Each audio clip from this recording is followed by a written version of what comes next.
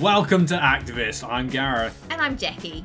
And today we are joined by the wonderful Dr. Michael Greger. Dr. Michael Greger is one of the most prolific plant-based doctors out there, and in today's episode he shares his knowledge with us about medicine, health, and living in a world with pandemics. He also gives us his prediction for 2021.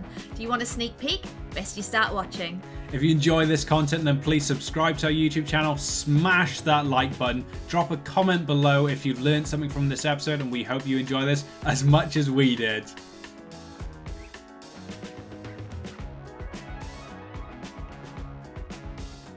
Dr. Greger, it is such a pleasure to have you here with us today. As you have stated in many previous interviews, being vegan does not necessarily mean being healthy. And veganism is the philosophy, not the diet. At Vegan FTA, we try and encourage activists to do the best they can for the animals by also taking good care of themselves. Do you have any advice for those audience members who are saving the animals but not doing the same with their health?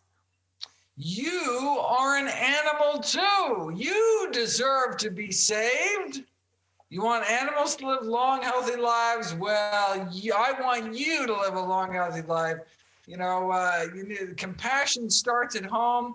You know, when you're on the airplane and they say, put your face mask, oxygen mask on first before helping the child. That's because if you're incapacitated, you're not going to be any help to anybody. So put your mask on first, take care of yourself, and think how many more animals you'll help if you live a long, healthy, active life. That's fantastic. Yeah. Excellent logic. Yeah, I can't argue with that at all. Well, for us, since learning more about the benefits of a whole food plant-based diet and its abilities not just prevent, but also to cure and reverse diseases such as diabetes, heart disease, forms of cancer, it throws up a bit of a dilemma for me, just in the form of charitable giving. This can be, one very effective form of advocacy, voting with your wallet, putting your money into the right places. But all too often out here in New Zealand, we'll go to the supermarket and you have your lovely old lady sat out front the supermarket there, and she's rattling her bucket, trying to get us to donate to one of these cancer society or diabetes charities.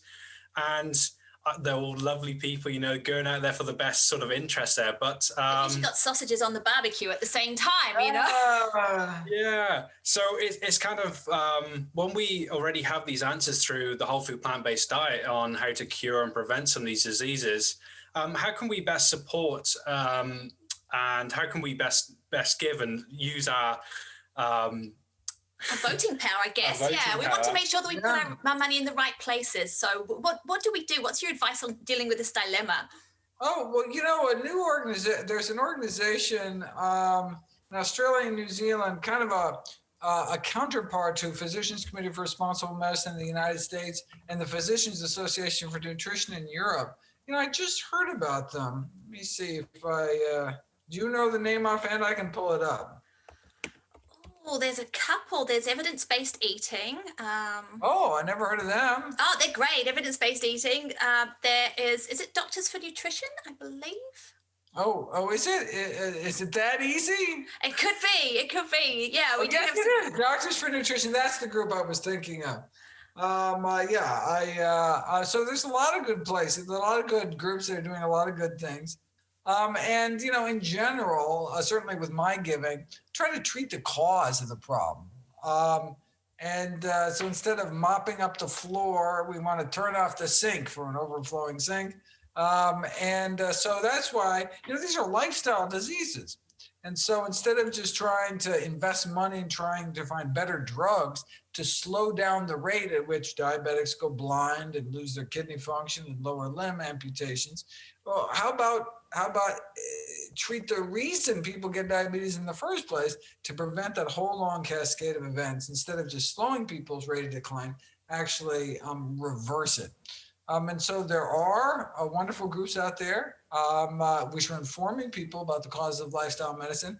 And, they don't have the big pharma money behind them to reach doctors and to reach consumers. And so that's why it's so important to support them. Oh, that's a fantastic idea. That's great to know. And yeah, definitely is it. We're not always aware of these places that don't receive funding. So it's great to get that out there. And they're definitely doing great work. Like you yourself, and as you do in all your work, you have really gone the extra mile this past year in helping educate and inform the public about pandemics. Having predicted this most recent one way back in 2008, I think it was, you were well aware of the inevitable. And now that the rest of the world is finally catching up with you and is getting on board, what are the key things that we can focus on to help prevent the next one? Yeah, that's really the most important question. And that's what I hope the silver lining of COVID-19 will be. It's kind of the fire drill to wake us out of our complacency, kind of the test run. And thankfully, this has been a very mild pandemic, only about a 0.4% mortality, like 1 in 250 people dying.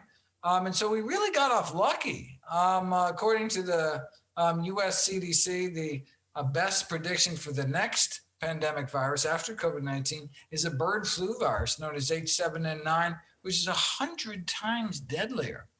And so it's critically important to prevent the emergence of these viruses in the first place. And that means changing the way we raise animals. Over the last few decades, there's been an unprecedented rise in the number of new human pathogens.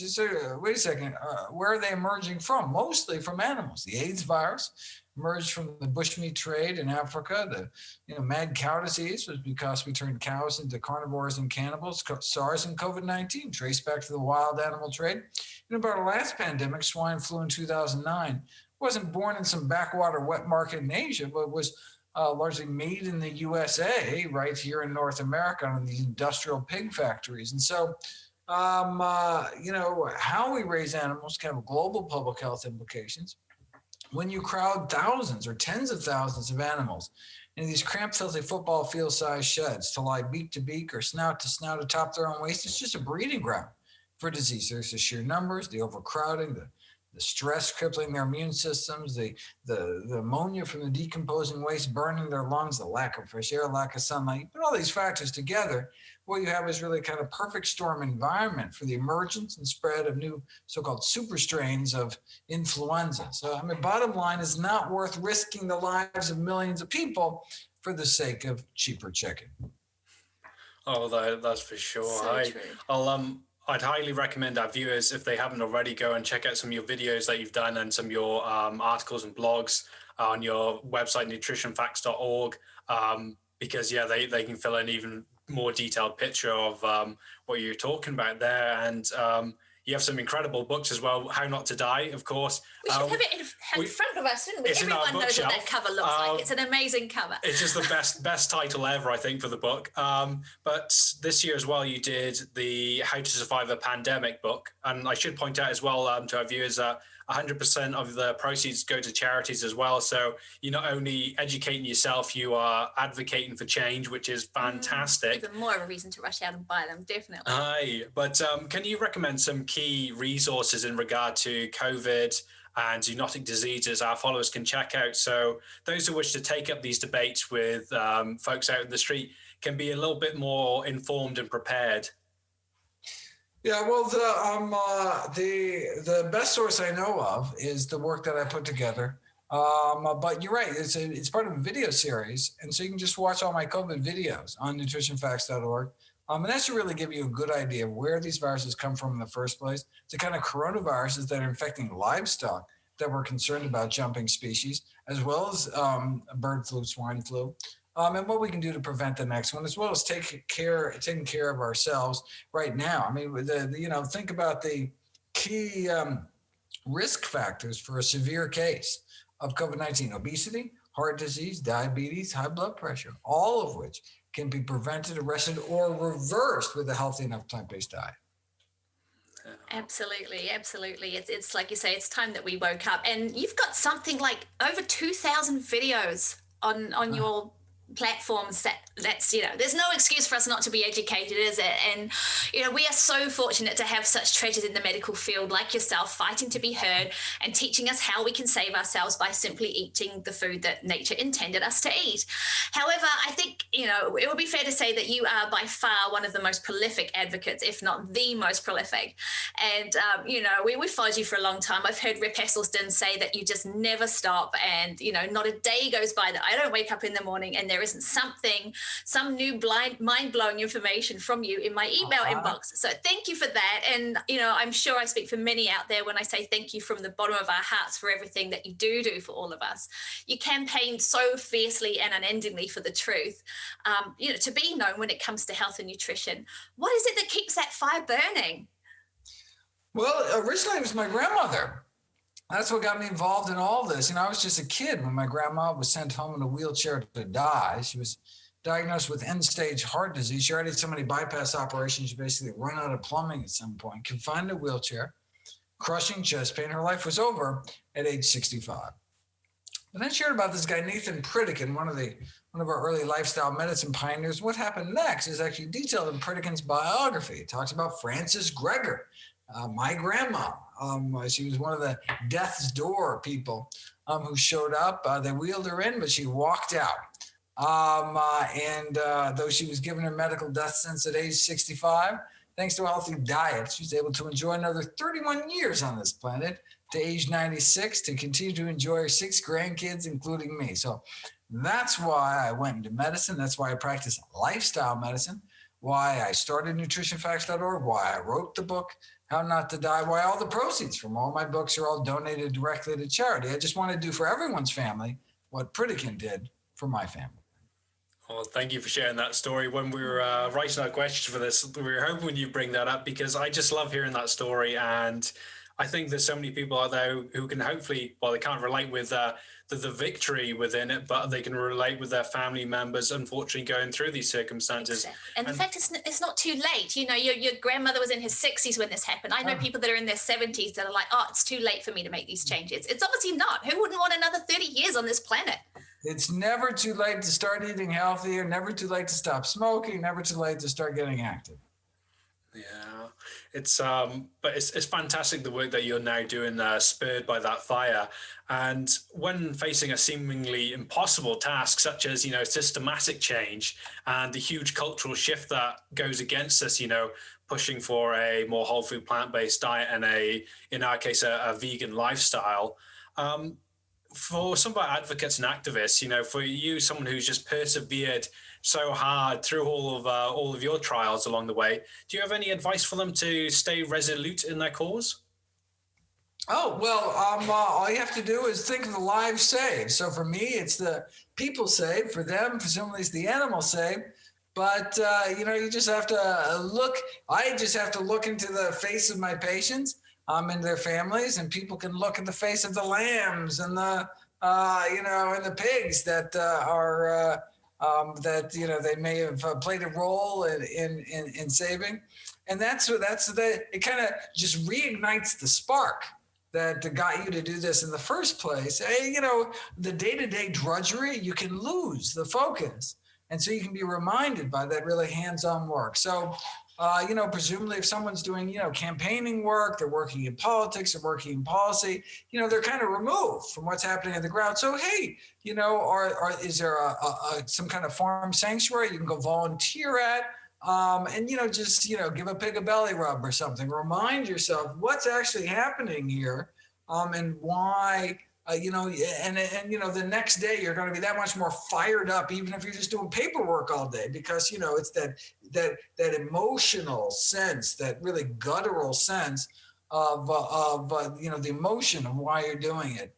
For me, I spend most of the time just basically. I used to be literally in the library. Now it's all online in front of my laptop. And, it can be lonely work. I don't really see the face-to-face, the impact. I realize it's just kind of getting out there and intellectually, I understand it's making an impact. But it's only, that every third year when I actually go speaking, a new book every 3 years. After the book comes out, I spend a year on the road traveling around. And only then do I have the long, 4-hour book lines where people are coming up in tears and saying how they, I saved a family member that they dearly loved. And then, that's what reminds me. That's what really keeps it real for me, that we're talking about life-changing, life-saving information. And, what if I didn't make that video? That they just happened to click on YouTube or something. What if I decided to, watch Netflix that day? Or what if I decided to whatever? And so that's what keeps me going. I know in the back of my mind, but it's something about, that human interaction, that face-to-face that really, keeps the fire burning. Well, thank you. Brilliant. And you're so right about, sometimes it's just receiving that message at the right time. You've got me changing the deodorant that I use, and that was because it came into my email inbox and I was like, I should really do something about that. And then my mother-in-law, Gareth's mum, who is an avid fan of yours, she shared it on her Facebook, and I'm like, oh, now she shared it. There's really got to be something, I've got to take this seriously. So next thing, I've changed my deodorant. It's those small changes that can just be, if just getting people to take notice. And to quote Rip Esselstyn again, I remember him saying at Plant Stock, he once asked you what your favorite movie was, and you said, "Who's got time for movies when there's life to save?" But it's, it made me chuckle, but when you put it that way, animal lives, human lives, there is so much work that we can all do. It's fantastic. And we've touched on this a little just earlier, that throughout your career as a physician, you focused on tackling the root of the issue, the cause, and working on prevention rather than symptomatic relief. In order for us to create change on a larger scale, we all need to look to the causes rather than the symptoms. How can we best aid you in creating systematic change? So it's not just, it's not enough for what we do within our own households. I think, people are like, look, I recycle, I use energy efficient light bulbs, I eat healthier and lower on the food chain. And so I'm doing my part, but you don't realize that the world is in a real crisis. Millions of lives are at stake. And it's not enough for you to do your own little part. You really have to get out there, get active, and contribute to this growing movement of people that are coming together and saying that the status quo is untenable, it's unsustainable, and we're going to change it. And there has been this tremendous upsurge, groundswell of people advocating plant-based eating. And we see that, with McDonald's now saying they're going to offer a plant-based meat. That's, writing is on the wall. Some of the biggest corporations, even the meat companies, Tyson, Purdue, Smithfield, Cargill, biggest meat companies in the world, have started putting out these plant-based lines, and they're kind of reorienting themselves like protein companies instead of meat companies. And so, here in the States, we're seeing major dairies going bankrupt because they're offering people a constellation of new choices. And people are just choosing the better choices. And so it's, we just, got to get the word out. We got to share this information. The science is on our side. But these days, just because you have the facts, unfortunately, does not translate into action. And so, we really need to insist that people do the deep digging, so they can see that this is really the healthiest way to eat for both the people and planet. Thank you. That's such a brilliant answer there. And one of our former speakers on this series, he spoke about how doing your little bit, you're cycling, you're eating right, that brings you back up to zero from -1, and now you've got to do your activism, you're speaking out, you're getting that truth out there to get to the +1, because that is really what's going to help galvanize this change. Yeah, definitely. And, it's going back to that never underestimating your power as an individual, isn't it? Whether in any type of advocacy, we can all make enormous change. You yourself, when I was reading How Not to Die, even at the time that you brought out How Not to Die, how many talks had you given then? It was something insane, and that was books ago. Yeah, no, it's always insane. Yeah, so this latest book tour was a 200-city tour, in about a 10-month span. But of course, I only got to about 50 before the whole thing fell apart in March. But looking forward to going out after the next book in 2023. Fantastic. And, you've certainly done everything you can this past year since March, like you say, to just make sure that we just keep hearing that message. So it's fantastic. So we sort of touched on this a little bit as well before, but when we're trying to create such change, we're often met with the narrative from industries that heavily defend a lot of the things like the meat production stuff. So you've got your big ag, you've got your pharmaceuticals, all these sort of big establishments. And over your career, you've had to put up with a lot of this, and of course, being in medicine, the pharmaceutical industry in particular. Do you have any advice for our audience, when we're coming up against these narratives coming from the big industry? Well, I think it's important to point that out. I mean, I think people have developed a natural skepticism of big pharma. Unfortunately, sometimes it goes a little too far into the kind of the anti-vaccination arena. But that initial critical thinking, skepticism that says, wait a second, this is somebody that has a financial, economic interest in the outcome. You always have to, demand that there's some kind of third-party independent verification of the purported benefits. So it's important to point out, oh, well, yes, this pamphlet says that we should drink, cups of dairy every day. But if you look at the bottom, this is from the dairy industry. Well, of course they're going to say that. Of course, Coca-Cola is going to say sugar is no problem. Of course, the tobacco industry is going to downplay the risk of cigarettes. It's kind of in their bottom line best interest. I think people understand that and can see the influence from past experience, whether it's the leaded gas industry or whether it was, the petroleum industry or, on down the list. You can see that when there's that conflict of interest, bad things can happen. And the first part of that is just transparency, is just pointing it out and then seeking for some independent source of inquiry. That's good advice indeed. And like you say, do your digging. I mean, we've had, one of the latest things we've had is, all of a sudden our bones are so brittle. And just here recently, we've got Otago University saying that, we've got one of the highest, if not the highest rate of bowel cancer in the world. And all of a sudden, Otago University is saying, hey, guess what? We found out that dairy is actually really good for bowel cancer, and we're like, oh, my Lord. And people just take that at face value, and especially in a country like ours. But all it needs to do is to do a little digging. And who is behind this information? Where is it coming from? When the thing came up and I was reading it, I was straight away digging into who are the backers, the funders of this investigation. Yeah, it's what we definitely need to be doing. And I mean, these are just the bits that reach us out, and in the rest of the world, the stuff that must come to you must just, make you cringe, which I guess, like you say, keeps lighting that fire in your belly as well to make sure that people aren't fooled by this stuff. And now, just because a study is funded by a particular industry doesn't necessarily mean that it's bad science, but you need to take it with a grain of salt and do that extra digging. Yes, definitely. Definitely. There's no excuse why we shouldn't in this day and age either.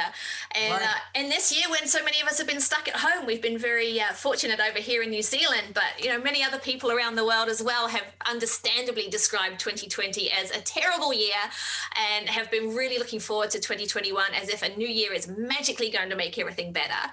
As someone who has a good deal more insight than the rest of us, what is your prediction for the year ahead? New Zealand will continue to thrive and everyone else will continue to suffer miserably during this pandemic, particularly here in the States where we have uncontrolled spread. Then we are just so lucky it's such a mild pathogen. And, we're only going to deal with hundreds of thousands of people dying as opposed to tens of millions. There's, lots of talk about the various vaccine candidates. There's over 100 worldwide in the works. If all goes well, we may get an emergency authorization from the FDA for 1 or 2 of them, even by the end of this year. But you have to realize, to ramp up production, only very few people are going to be getting it.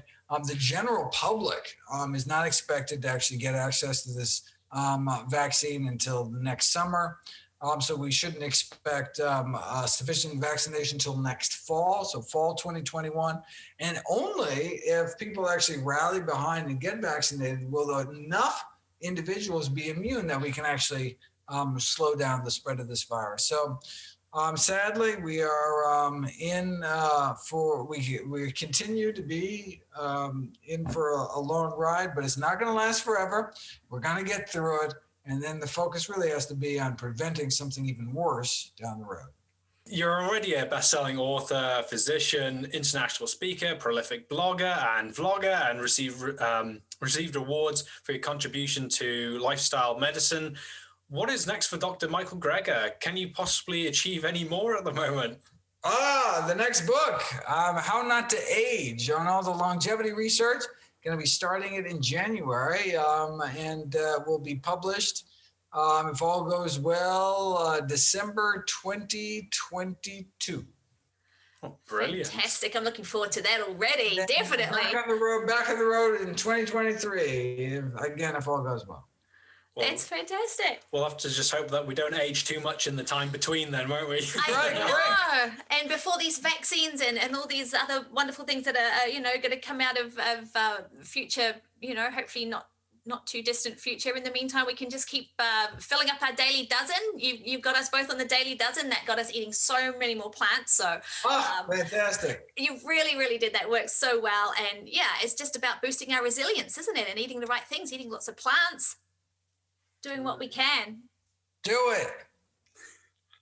Fantastic. We will keep it up and just keep helping to spread your message, which leads us nicely into the final question. Where can our viewers follow you and support your work? They can go to nutritionfacts.org, free public service offering the latest in evidence-based nutrition. Oh, fantastic. Well, we will be sure to link that in the description of this video so everyone can get there even easier. Follow the incredible work that you do. Can highly recommend signing up for the newsletter as well, as we say. Every day. Get in your emails there so you're up to date with all the great stuff that you're doing. And we can't thank you enough for being part of this series and sharing your wisdom and knowledge with us. And yeah. Thank you for everything you do. I don't know when you sleep, but I hope you do. Well, I'm working on it. So much to be done. So much suffering to be relieved. For sure. Well, we'll keep thinking of all those lives that need to be saved as well, and both human and animal, and do our bit as much as we can as well. Thank you so much. Absolutely. Keep up the great work. Thank you for watching this episode. If you'd like to support our speaker, then follow the links provided in the description. If you're enjoying this content, then please subscribe to our YouTube channel. Leave a like on our videos or drop a comment with something that you've learned. Your love and support means the world to us, and we thank you all for watching this.